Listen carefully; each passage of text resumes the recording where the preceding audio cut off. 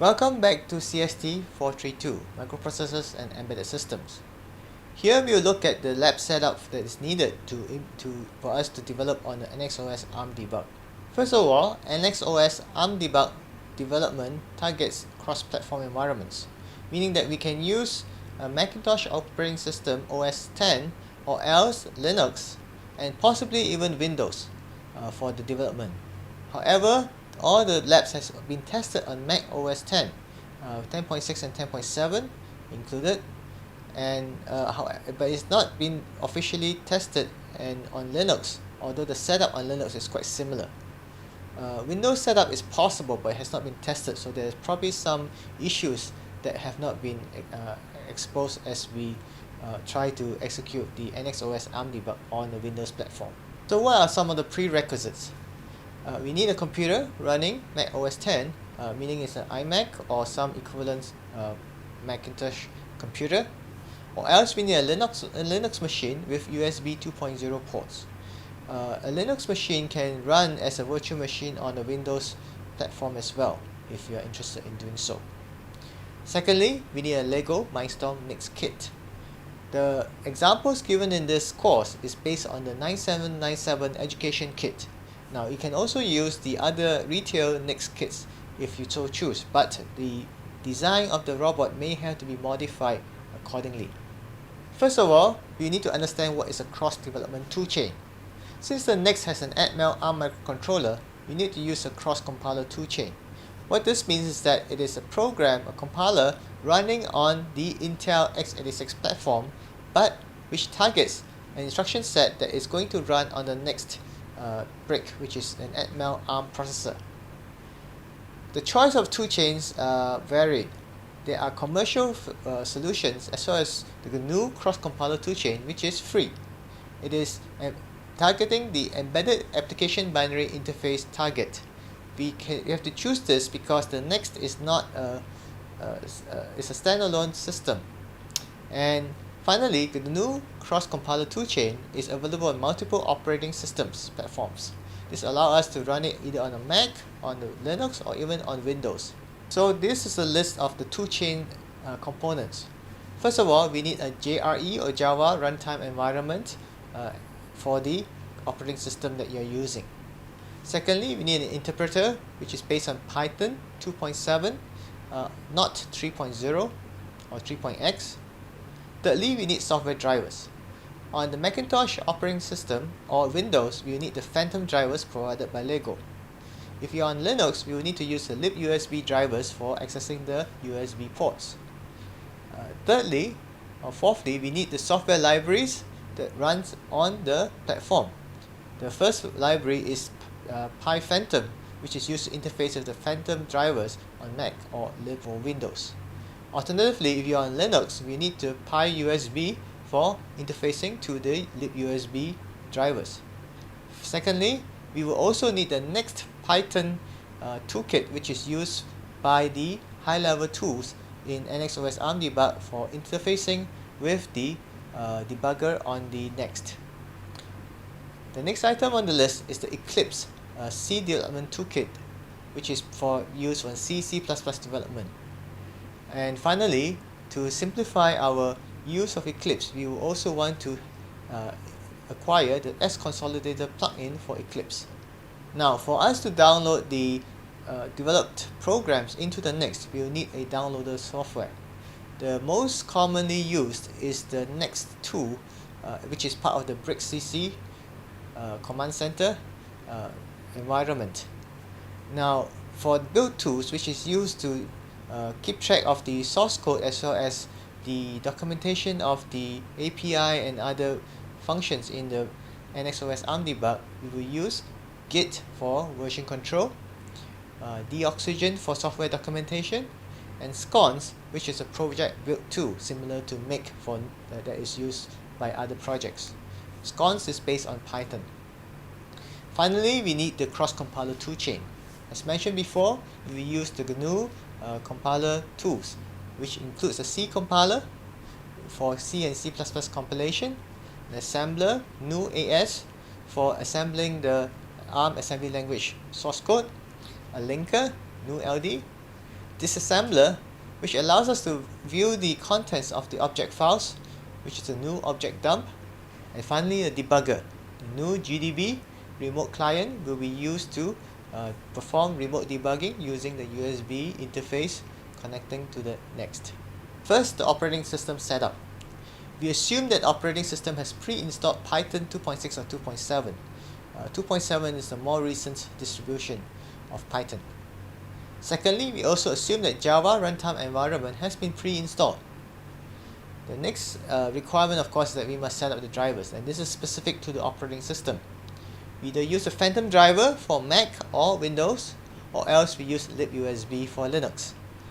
By default, libusb would have been installed on Linux. The next item will be the software library. You will need PyPhantom to be set up on Mac or Windows, or else PyUSB for Linux. Finally, we also need NextPython, which is common to all the platforms that we use. Some of the tools mentioned previously, like PyPhantom, PyUSB, and NextPython, are Python libraries. So how do we install them? The first and easiest way is to use a package manager for your operating system. This is true for most Linux operating systems. For Macintosh operating system, we have a package manager which is provided by MacPorts, and it provides a lot of the dependencies used by the NxOS-Armdebug cross development toolkit. So the advantage of using MacPorts on Mac OS X is that the Python version provided is more up to date. However, PyPhantom and NextPython are not part of the standard MacPorts distribution. Instead, they are provided as port files available from the NxOS-Armdebug repository, and they should be installed as user ports. The details on how to do that is available from the MacPorts website. On the Linux platform, the RPM RPM package manager is probably the most common package manager in use. Now, PyUSB should be prepackaged by your distribution. NextPython should be built and installed as a user RPM, and the spec file for Fedora is available from NxOS-Armdebug repository. If you're using some other distribution like Ubuntu or Debian, then you're on your own. Alternatively, if you do not want to use a package manager, you can also install the Python libraries from source. First step, of course, is to install the source files, which is known as the source tarball or .tgz files from either PyPhantom and NextPython web project repositories. Secondly, you need to be using a root account, or else use a sudo command and following the instructions in the directory readme file. The typical way to set up these libraries individually is to use python setup.py install inside the respective project, whether it's PyPhantom or NextPython. The first thing we should do if you are running on a Mac or Windows platform is to verify that PyPhantom has been set up. We can invoke pyphantom.py directly to execute the unit test. Now note that Phantom on Macintosh OS X is 32-bit only, meaning that we must invoke the 32-bit Python process. On the Mac OS X, the following two lines will set up the environment to run the 32-bit Python. We first export versioneer Python prefer 32-bit equal to yes, which specifies a environmental variable for the shell.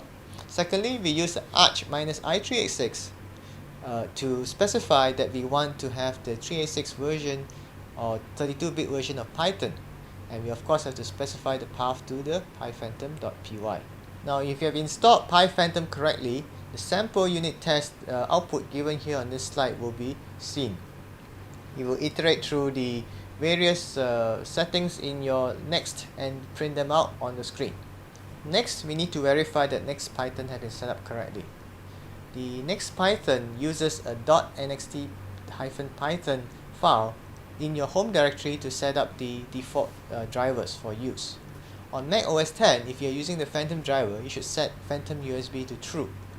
On Linux using libusb, you should set USB to true and set the other options to false.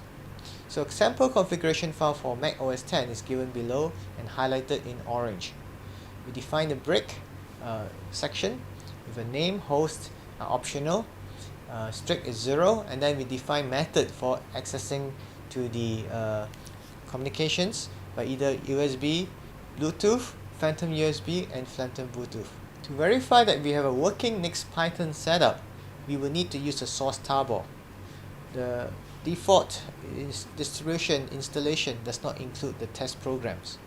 So on Mac OS X, using the PyPhantom backend, you will see the following output on screen if it's installed correctly. Next, we look at the IDE setup. An IDE is used to develop and compile the program from within a graphical user interface. The IDE we choose for this NxOS-Armdebug is Eclipse CDT. This is because it is cross-platform and available for all the target operating systems that we are using. Secondly, we will also include the S-Consolidator plugin for Eclipse as part of the IDE setup. First, we look at installing Eclipse and S-Consolidator. We assume that Eclipse has already been set up on the operating system. So we first launch Eclipse. This is Eclipse Juno version. And under Help, we will go for Install New Software. Here we need to type in the web URL for S-Consolidator. We've already entered it previously, but here it is, to highlight it again for your information. And we will select the previously entered value, which is www.sconsolidator.com/updates. And we want to select the base plugin. We retrieve the contents from the web and show the package. You need to agree to the license agreement and you install it.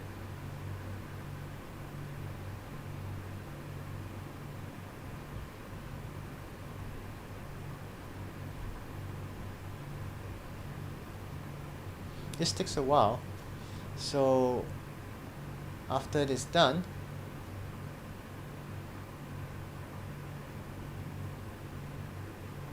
we will ask you to restart the program. We restart and re-enter Eclipse.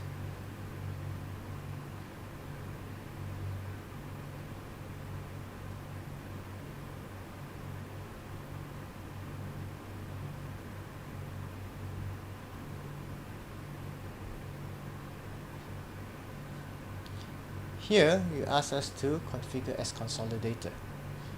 We need to input the path to the object command line version of scons, which is in our case for Macintosh is on op local bin because of Mac ports. Then you need to apply the settings, save it, and here we have a look at the default settings for S-Consolidator.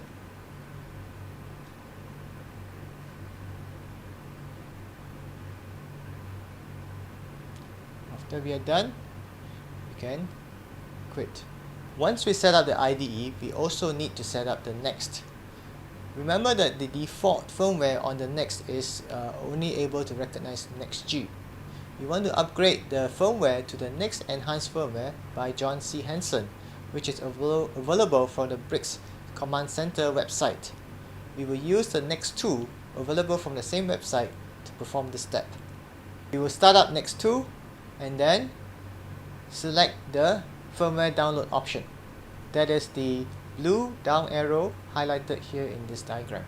Next, we will choose the firmware version to download. In my case, I'm using the 1.31 Enhanced Firmware version, which is probably the most recent officially released firmware version from John Hansen. After you've selected the firmware, the Next 2 will then download the firmware onto the Next. This may take some time, so don't panic. Wait until the process is done and the firmware should reboot the next brick. And after the next brick has rebooted, you notice that there's no audio. This is because the firmware does not come with these sound files by default. You need to download it later. However, the first step we need to do is just to go to the firmware version screen to check that we have downloaded the correct firmware. If you have been successful, then you should see the string highlighted in the circle in this diagram here, which is NBC/NXC in the version string. The next step is to set up the build tools. The required build tools include Git, which is used for version control to access github.com, Deoxygen, used for documentation, and scons. So as I mentioned previously, Mac ports on Mac OS X provides all these software, Git, Deoxygen, and sconce. And alternatively, you can install another version of Python which is more recent for Mac ports as well.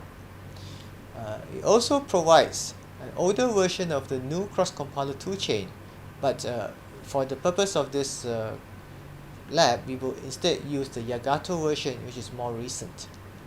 Now, if you're using Linux, there are distribution-specific packages of the build tools, so it is beyond the scope of this tutorial to cover those. This is the website for the Mac ports software repository for Mac OS X. To perform the cross-compilation setup, we will use the GNU cross-compiler for ARM. The version that we need is usually prefixed as ARM-none-EABI as the release version that we need. Now, Yagato for Windows and Mac OS X provides this version of the ARM cross-compiler. For Sorcery, Codebench, like Addition, also has a EABI release for Linux if you're using the Linux platform. This is a screenshot from the Yagato website and indicates the tools where you can download for Windows, for the toolchain, as well as the IDE. In addition, because you're running Windows, you probably will also need to download the Yagato tools, which provide the default shell utilities like shell, uname, and some of the other Unix or POSIX utilities.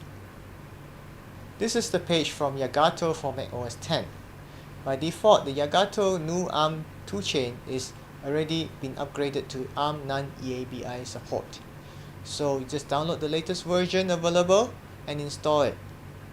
By default, you can follow the instructions given by Yagato or Sorcery Codebench. On Mac OS X, the suggested location for the toolchain is under User Local and Yagato, followed by the version number. Now, instead of using the version number explicitly in our path, we normally would be easier for us to link the actual version we are using to an version path, such as user local Yagato, for us to access the binary version that we would like to use. So once we've set it up using the link -s command, we will then need to set up the path variable to point to the user local Yagato subdirectory for it to locate the various command line execution applications. On Linux, the software should be installed in the default path already, so you do not need to change anything. This is an example of how you can configure the path for Mac OS X in the console. There is a file called .bashrc, or the bash configuration file, in your home directory. So we will need to add the oplocal path, which is the path to MacPort software, as well as user local Yagato path to Yagato cross-compiler. So the highlighted statements there are the changes that need to be made to the path variable to make it include these two locations in the search for executables. In this slide, you see the names of all the command line programs that will be used as the cross-compilation toolchain. All of them are prefixed with ARM non-EABI. Next, we look at how we can retrieve the NxOS-Armdebug software into our system. This is called cloning in the Git terminology. We will clone the NxOS-Armdebug Git repository. It can be done either using the command line, as the command is given in the highlighted section on this slide, or else we can import the project into Eclipse using egit, which is part of the standard Eclipse CDT distribution. Here we will learn how to clone the NxOS-Armdebug into Eclipse. First, we start up Eclipse.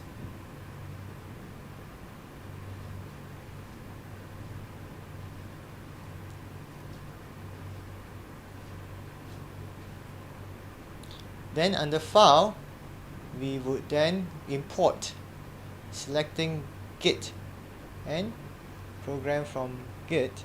We'll use the URI option. Next, we need to specify the URI, which is given by the github.com/tcwan. That's my username. and NxOS-Armdebug.git as the repository. Note that the host and the path will be filled in automatically by Eclipse. We then retrieve the contents from GitHub, and you'll say OK. Here we will need to determine the location where we want to store the repository on our own computer. You put it under a subdirectory name git repo, where we keep all our repository projects, and we keep the original name, which is NxOS-Armdebug. Then we clone it. Now, this process may take a while, depending on the speed of your internet connection.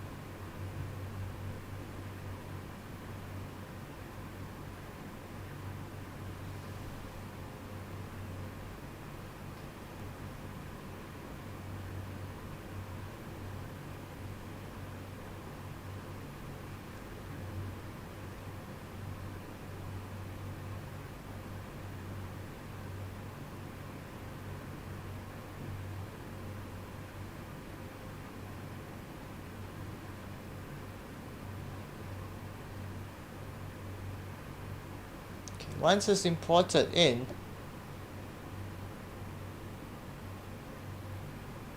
we are done. Next, we need to enable as consolidator for the NxOS-Armdebug project. Here we go under the per project settings, and we'll set the various settings as below. You'll see the number of jobs to use is 4. Then you set the sconstruct file name, which is sconstruct, and the starting directory will be set to the directory where we have downloaded the repository from GitHub earlier. We also notice that the scon options, we have the -C, capital C, NxOS. This is because the sconstruct file is located in the subdirectory NxOS of the main repository. Finally, we need to define some path variables for the sconsolidator to be able to find the cross-compiler tools. In this case, we will specify user local yagato bin as the first path to search, and then followed by op local bin for the rest of the macports path. And finally, the original path is appended to the path variable. We can also specify multiple build targets for NxOS-Armdebug. In this case, the syntax for doing so is to define the app kernel's variable name equal to the name of the project that we want to build. So in our example here, we have apps kernel equal armscale, which is the default skeleton program for the project.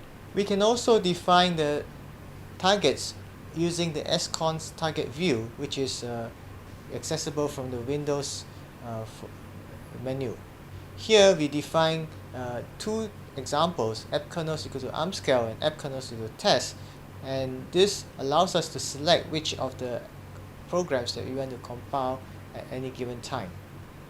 First, we enter Eclipse as usual.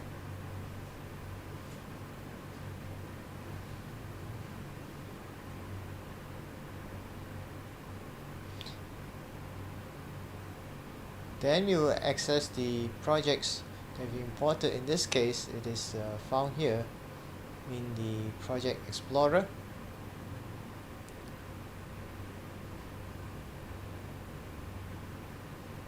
You'll see the NxOS-Armdebug project listed here. We use the Switzerland's icon on top to refresh the sconce settings. We notice first that there is an error in the sconce build process. This is normal. It's because sconce has not been set up correctly yet.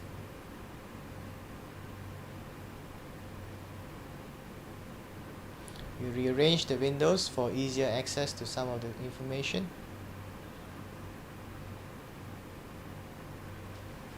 Then we go under project, we select the project, and under project properties we select the sconce option. We use project settings. We update some of the settings here to reflect the values that we discussed. We have sconstruct as the build file. We need to specify the path to the starting, to the project contents. And we need to specify the sconce option to start looking for the sconstruct file inside the subdirectory. So it's specified using -C and NxOS as a subdirectory name. Next, we set up the path variable.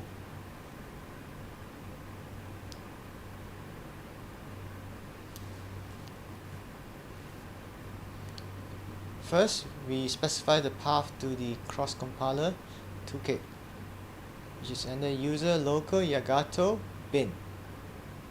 Separating with a colon, we will then enter the next path, which is opt local bin for the MacPorts software, and finally the default system path is indicated by $PATH.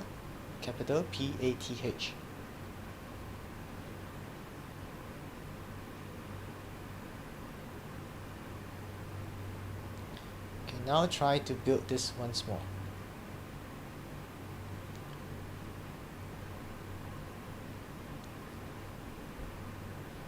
We indicate the build target either using the project options here. We specify the keyword add kernels equal. Then we write down the name of the project we want to build, ARMscale. Okay.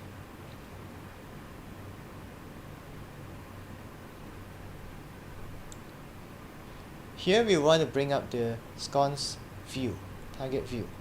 So we'll under Windows, and under Others we have the sconce option, sconce target, and this brings up the view which shows the available targets for our project. Do some resizing of Windows to make it more convenient.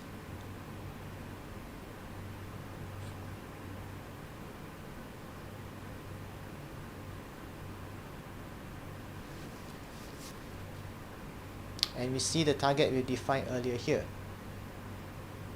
Now we can build it using the hammer, or we can use the project menu and access it from there. Increase the size of the output window for us to see what the contents are, and this is what is shown on screen if you are able to build and locate all the tools for the cross-compiler.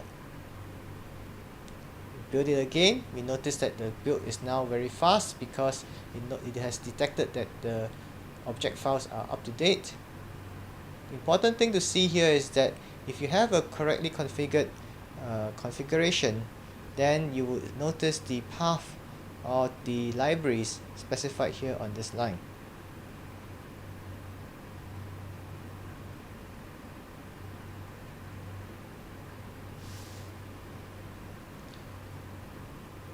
And under the NxOS subdirectory, there's a systems folder, and under there the project name ARMscale is seen with the compiled output object files.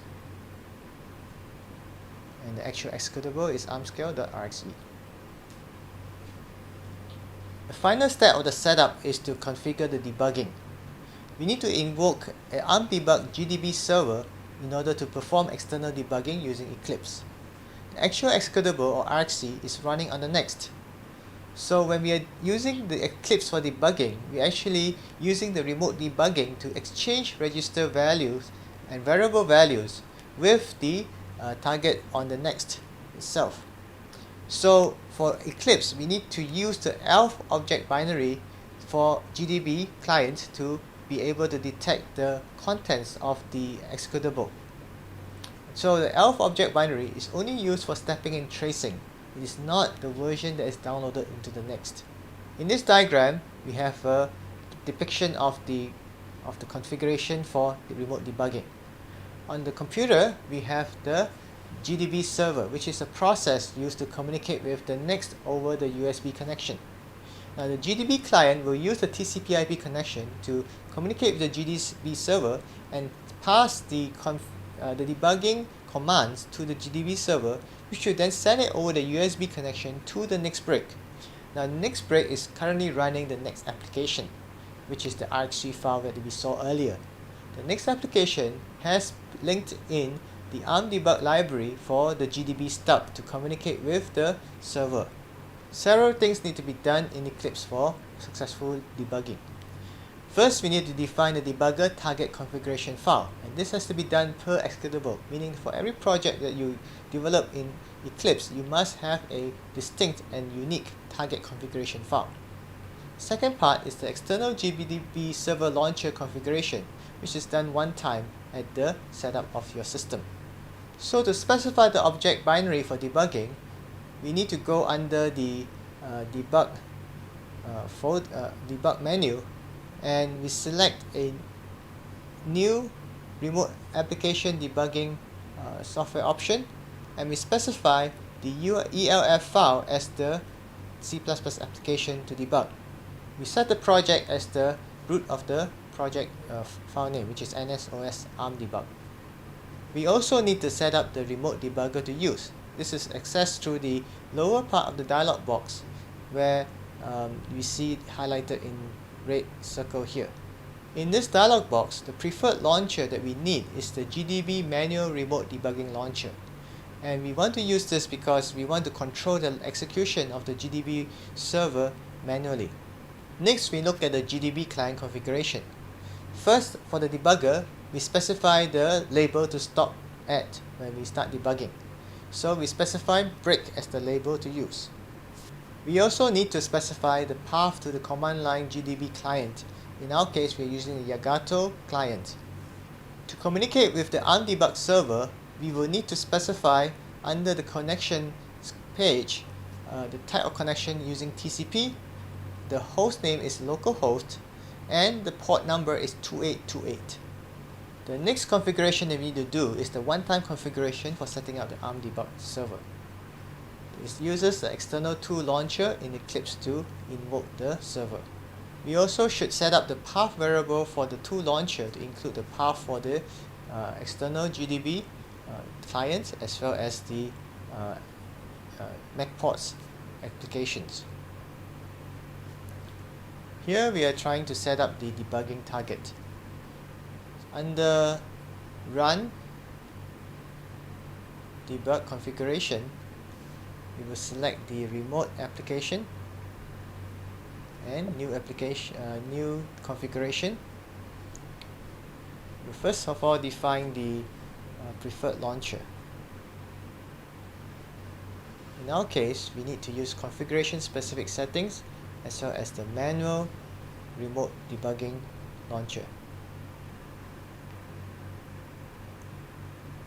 Say OK.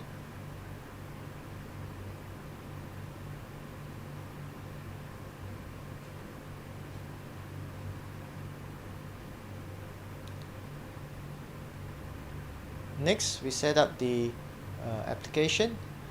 In our case, the application we are trying to debug will be the under the NxOS subdirectory in the systems folder. And the various projects are highlighted here. We're interested in the ARMScale project. In our case, for the debugger, we need to specify the .elf object file. We change the name of the launcher to indicate that it is NxOS-Armdebug, and we give the name of the program that we want to debug here for easy recognition. Specify the project as NxOS-Armdebug. Apply.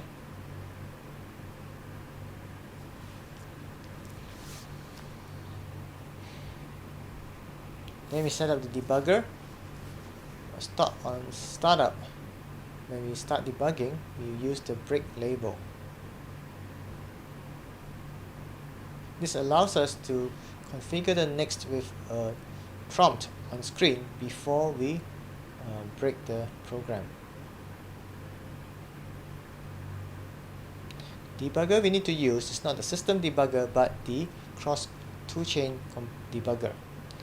In our case, we're using the Yagato version, so we specify user your local Yagato bin arm none eabi gdb, and we do not need the command file set up for it.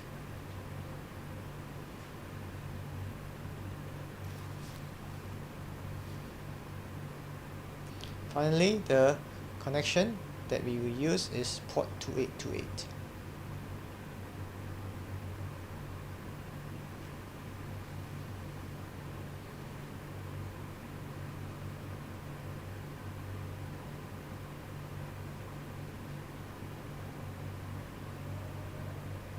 Okay, we would like to display this launcher in the debug menu. And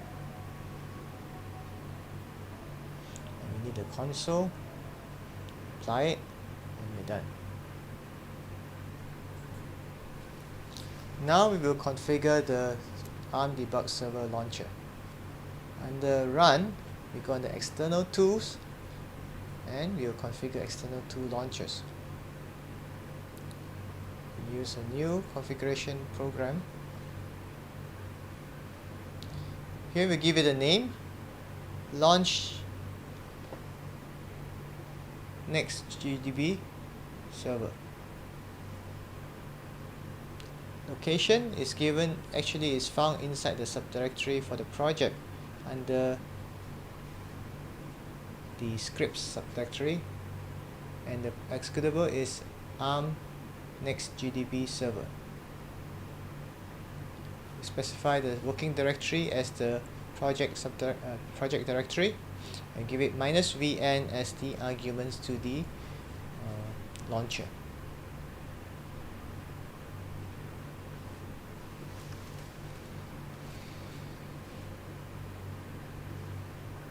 You also define an environmental variable for it to be able to locate the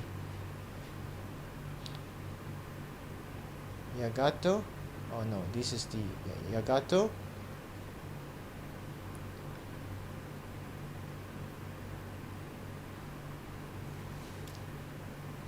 and MacPort's path, followed by the default environment path.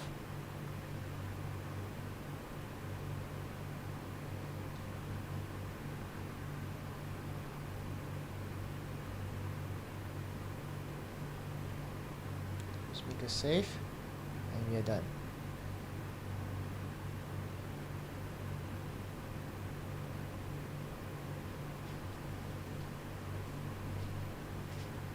We can run it.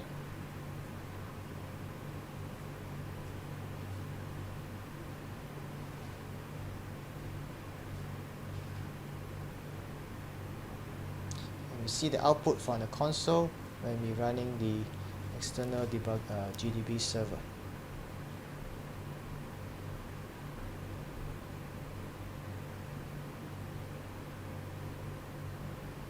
However, since we do not have a next brick connected, we should stop the process for now.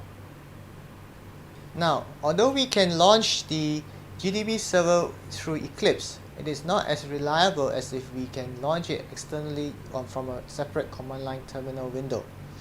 In order to launch the GDB server via command line, we use the following highlighted commands. First of all, we cd to the NxOS-Armdebug project path, and under scripts subdirectory, we run scripts arm next GDB server. Or else we can use -vn, which is the flags for indicating verbose output, and novate if we have already started executing the RxE on the next. If we do it without -vn, this will prompt us to connect up the next brick and start the RxE on the next before the server starts to run. Here are the list of the references and the URLs for the various tools and packages that you need to access for the labs. In addition, there are some references for the Git and AS and GDB debugging provided here. That's all for now. See you next time.